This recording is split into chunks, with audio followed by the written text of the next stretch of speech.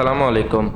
Bangladesh civil সার্ভিসের BCS পরীক্ষা সহ বিভিন্ন নিয়োগ পরীক্ষার প্রশ্ন পাশের অভিযোগে গ্রেপ্তার পিএসসির চেয়ারম্যান সাবেক গাড়ি চালক সৈয়দ আবেদ আলী জীবনসহ 7 আসামির স্বীকারোক্তিমূলক জবানবন্দি রেকর্ডের আবেদন করেছে পুলিশের অপরাধ তদন্ত বিভাগ সিআইডি। মঙ্গলবার ৯ জুলাই মামলাটির তদন্ত কর্মকর্তা পুলিশের অতিরিক্ত বিশেষ পুলিশ সুপার জুয়েল চাকমা আসামিদের আদালতে হাজির করে জবানবন্দি রেকর্ড করার আবেদন করেন। ঢাকার পৃথক 7 মেট্রোপলিটন ম্যাজিস্ট্রেট সিএমএম আদালত তাদের জবানবন্দি রেকর্ড করবেন।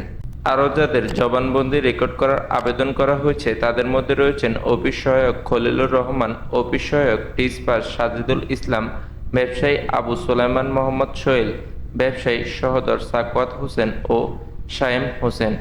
প্রশ্নবাসের ঘটনায় গত ৮ জুলাই রাতে সিআইডির পক্ষ থেকে রাজধানীর পল্টন থানায় মামলা করা হয়। মামলায় ৩১ জনের আসামির নাম উল্লেখ করে অর্ধশতাধিক অজ্ঞাত নামে আসামি করা হয়েছে।